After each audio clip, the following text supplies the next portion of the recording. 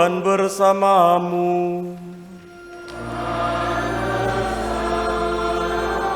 Inilah Injil suci menurut Yohanes.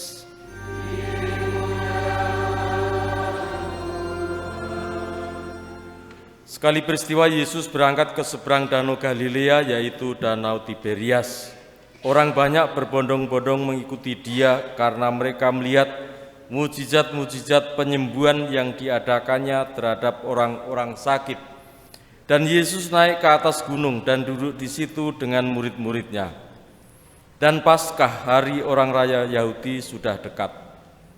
Ketika Yesus memandang sekelilingnya dan melihat bahwa orang banyak berbondong-bondong datang kepadanya, berkatalah ia kepada Filipus, "Di manakah kita akan membeli roti supaya mereka ini dapat makan?" Hal itu dikatakannya untuk mencobai Dia, sebab ia sendiri tahu apa yang hendak dilakukannya.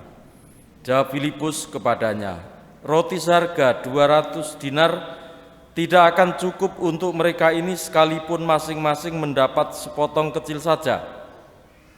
Seorang dari murid-muridnya, yaitu Andreas, saudara Simon Petrus, berkata kepadanya, "Di sini ada seorang anak yang mempunyai 5 roti jelai dan 2 ikan. Tetapi apakah artinya itu untuk orang sebanyak ini?" Kata Yesus, "Suruhlah orang-orang itu duduk." Adapun di tempat itu banyak rumput, maka duduklah orang-orang itu, kira-kira 5.000 laki-laki banyaknya. Lalu Yesus mengambil roti itu, mengucap syukur dan membagi-bagikannya kepada mereka yang duduk di situ.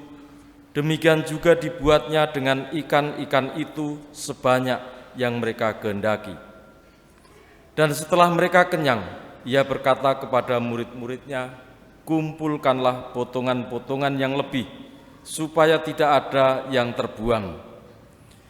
Maka mereka pun mengumpulkannya dan mengisi 12 bakul penuh dengan potongan-potongan dari kelima roti jelai yang lebih setelah orang makan.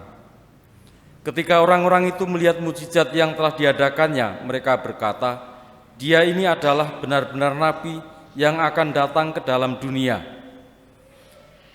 Karena Yesus tahu bahwa mereka hendak datang dan hendak membawa Dia dengan paksa untuk menjadikan Dia raja, Ia menyingkir pula ke gunung seorang diri. Demikianlah sabda Tuhan. Terpujilah Kristus. Bapak saudara sekalian yang terkasih,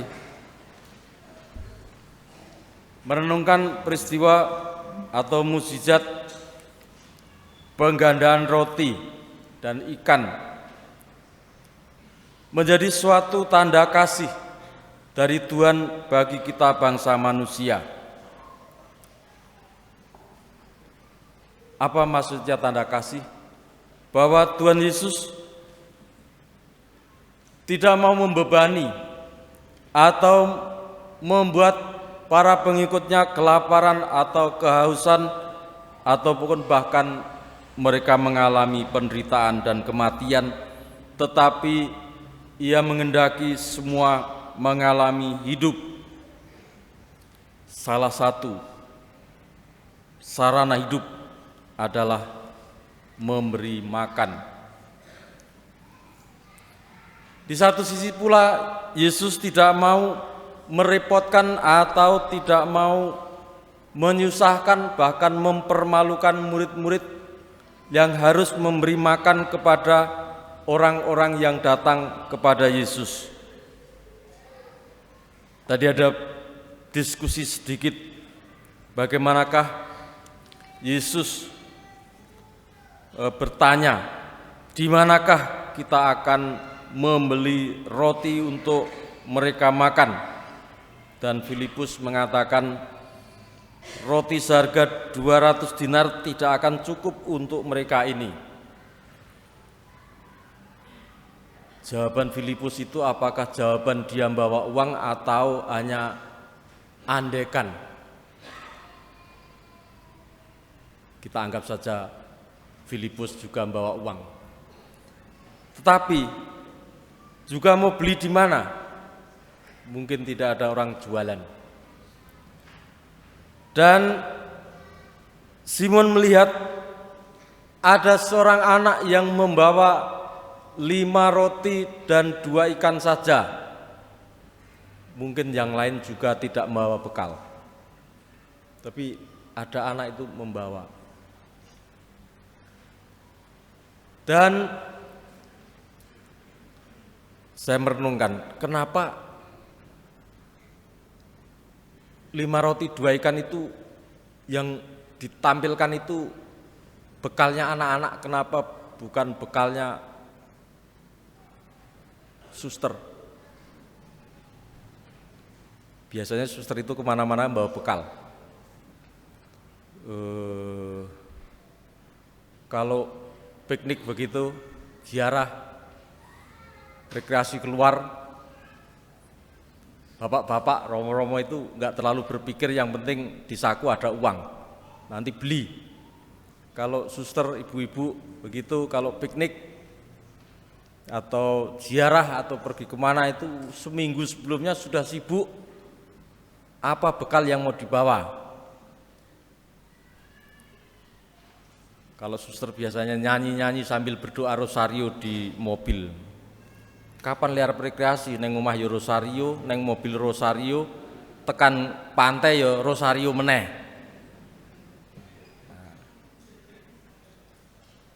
Dan bekalnya itu kadang-kadang juga enggak dimakan. Wira ditokke, go bali mulih, diinget sesuk didum. Ya, adalah orang bilang, sing penting lak nggawa atine ayem yo. Namun demikian, yang ditampilkan bekal dari anak kecil yang hanya 5 roti 2 ikan. Kita bisa membayangkan anak kecil ya, 5 roti itu rotinya kecil-kecil saja kira-kira.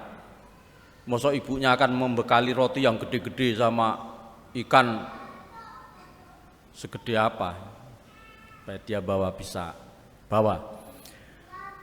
Dan itu menjadi suatu tanda bagaimana meskipun kita sekecil apa yang kita miliki menjadi suatu berkah bagi kita. Keluarga, anak-anak tidak menjadi beban tetapi menjadi tempat bersyukur. Sehingga di rumah ada yang namanya sukacita, kegembiraan bersama.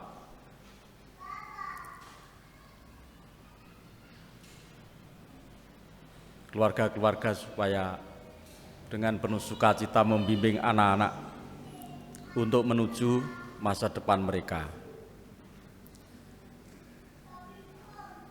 Anak-anak sosok diseneni.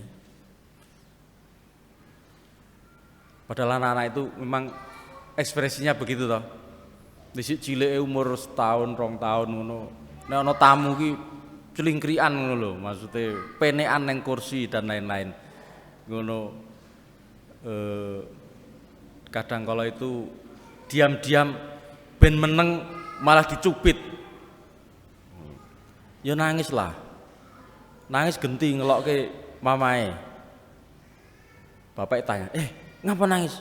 Ibu nakal, ngopo? Cubit saya. Kalau dulu itu memang beda. Dulu waktu kami masih kecil itu, bapak itu kalau negur kami tidak pakai kata-kata, cukup dilihat itu aja kami sudah tahu, kami lari pergi. Kalau sekarang anak-anak itu dilihat begitu malah tanya, opo?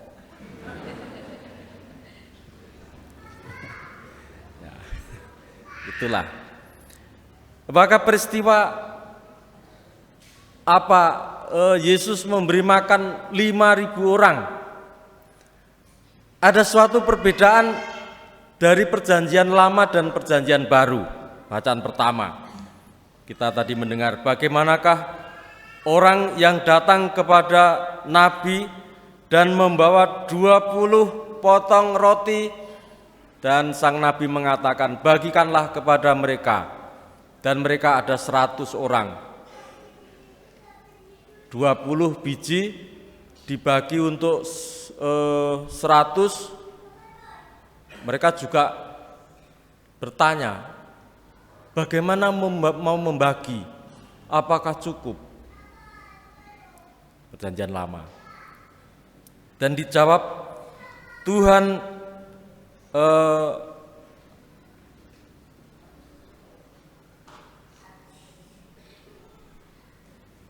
berikanlah kepada orang itu supaya mereka makan, sebab beginilah firman Tuhan, orang akan makan bahkan akan ada sisanya. Nah, dari 20 untuk 100 orang, mereka takut juga. Dalam Injil, dalam Yesus Kristus, 5 roti, 2 ikan, dikatakan untuk 5.000 laki-laki saja yang dihitung. Anak-anak, ibu-ibu enggak dihitung. Mungkin zaman Yesus, bapak-bapak itu makannya banyak, ibu-ibu sedikit, anak-anak apalagi. Kalau sekarang bapak-bapak makan sedikit, ibu-ibu enggak makan, anak-anak juga enggak. Itu kalau misal lingkungan begitu. Misal lingkungan sembayang, bapak ibu monggo sembayang kagem dahar sembayang. Aku yo melu sembayang. Monggo dipun kedapi sawontenipun, aku ndang tak buka kerduse tak pangan. Kok tanggoku do meneng bae yo. Susu krusek. Oh. Bae do dibungkusi nganggo plastik go mulih. Lah aku lak yo kewirangan to. Dewe umate do ngingeti romone mangan ra rampung-rampung. Aku ya reko-reko balung pitik itu tak gail. Tak suwe-suwe kae. Arep mulih romone suwe. Lah sapa mau sing ngenehi? Mbok ya nek ngerti ngono, dibungkusi sisan, monggo diasta kundur ampun dahar enten mriki. Ngono aku lak ya ora mangan to. Ngono, padha enake. Aku lek kewirangan aku ya meneng wae tak entekke. Tak suwe-suwe lek mangan. Nganti setengah jam.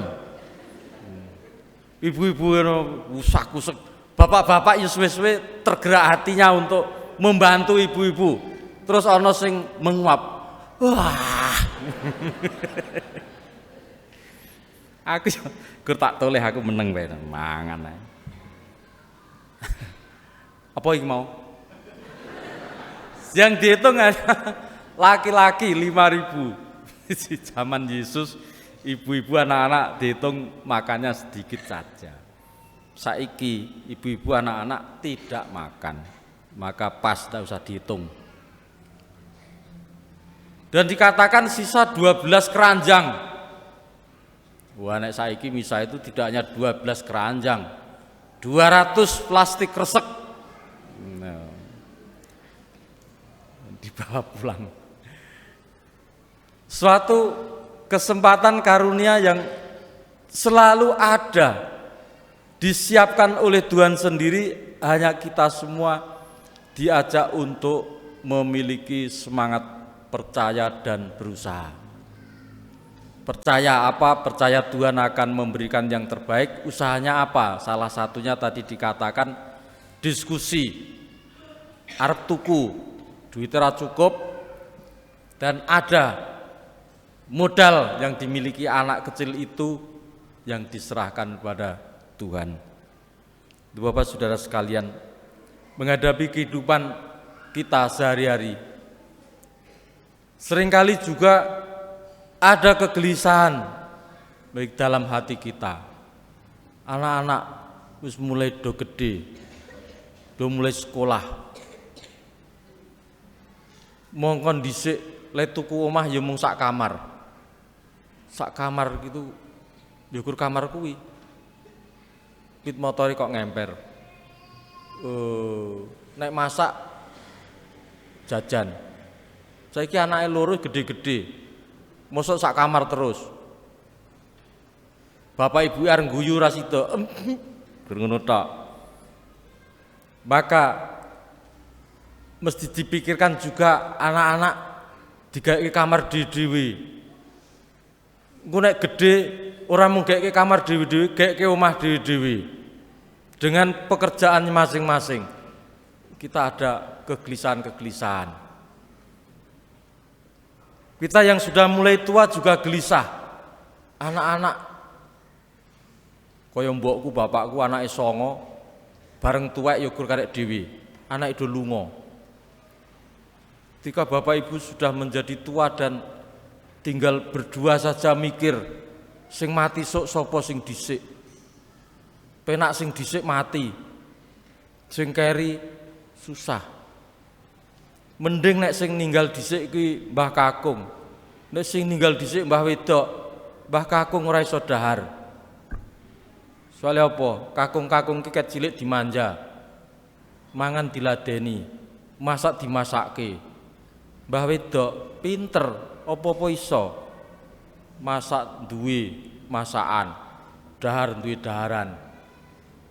Nah, kita tinggal punya andalan bahwa kasih yang kita tanamkan kepada keluarga, kepada anak-anak atas dasar cinta kasih Tuhan pada saatnya pula akan memberi kekuatan dan semangat bagi kita. Kok malah ngomong dari misalan sia yo. Tapi ya tidak apa-apa, itu kan maksud saya bagian dari kegelisahan. Bagian dari kegelisahan. Tetapi sekali lagi jawaban kita adalah pada Yesus Kristus yang tidak pernah membiarkan kita berjuang sendiri, tidak pernah membiarkan kita kelaparan atau kehausan, tetapi Ia yang menyediakan, yang mencukupi segalanya, dan kita hendaknya mempersiapkan semuanya itu dengan sebaik-baiknya. Saudara sekalian, kita mohon supaya kita dimampukan untuk menanggapi rahmat Tuhan, menanggapi kasih-Nya yang senantiasa disediakan bagi kita semua, bagi anak-anak dan masa depan mereka. Terpujilah Tuhan kini dan sepanjang masa.